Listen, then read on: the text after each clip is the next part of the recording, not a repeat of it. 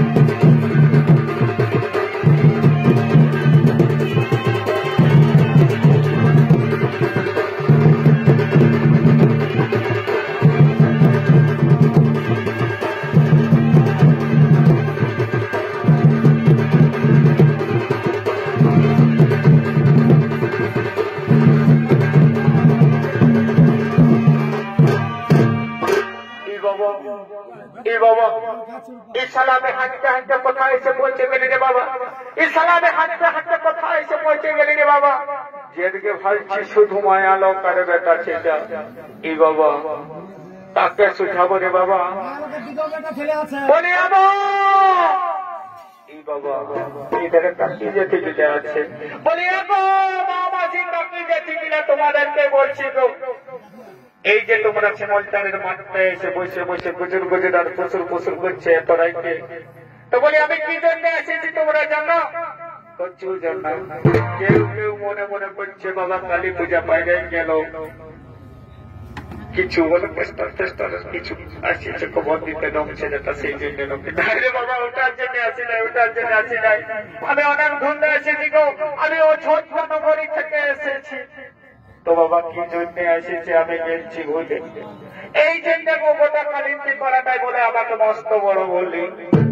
বাবা বলতে হবে না যে মাঠটায় আমি দাঁড়াই আছি যে ৩-৪ গায়ের একটাই মাঠ ওঠে। এইখানে যে শিব মেলা দুর্গা মেলা আছে নাড়হুদ্দি মোটরুডি শিমলটার ফুলটারি সব গায়ের মনে হচ্ছে একটাই মেলা তারি বটে। তো এই চিন্তাকে যে আমি এসেছি কি জন্য এসেছি আমি নিজেই গেছি ভুলে, এই জন্য গোটা কালিন্দি পাড়া নাই বলে আমাকে মস্ত বড় বলি। এটা ৪-৫টা গায়ের একটাই মেলা তাই বটে। এখানে যদি আমি ভুল ভাল কিছু বলে যাই কি বাবা এদের বলতে গেলে কারা আসছিল করে এ বাবা বলে কারো দাদা বলে শুনতে পাচ্ছি বলে কালী সুপ্রভাতে ও ছোট্টা রাজা হবে রামচন্দ্র, তাই তোমরা সকলে রাজ দরবারে যাবে আর আমাদের নতুন রাজা রামকে সবাই আশীর্বাদ করে আসবে। তাই রইল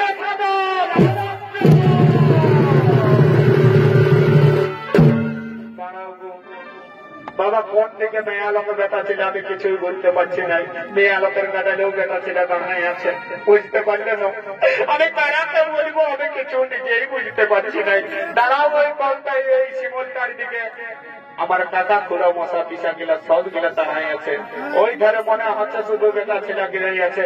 আমি তোকে ওই ধারে বলে দিয়ে এলি তারপরে কেটকা বাজার দিকে ঢুকবো, বুঝলে তো?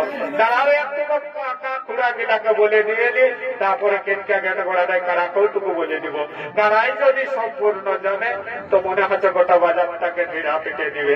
দাঁড়াও একটু ওই শিমলটার দিকে যাই না কাকা ঘোড়া করলো গিলাকেও বলে দিয়ে এলি বলি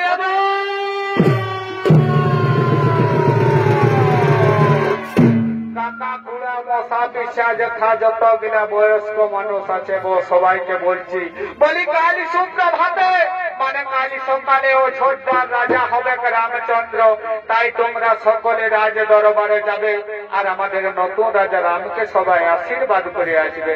তো যাবে বাছারা একটা কথা মনে রাখবে বুঝলে না, কালী পূজা পাইরান গেল, মানে হাড়ি টাড়ি সব কিছু একেবারে খালি হয়ে গেছে, খাবার টাবার খাইয়ে যাবে, নাহলে রাজাপুরের ব্যাপার বটে, ভোগে মরে যাবে। তাই রইল সাধু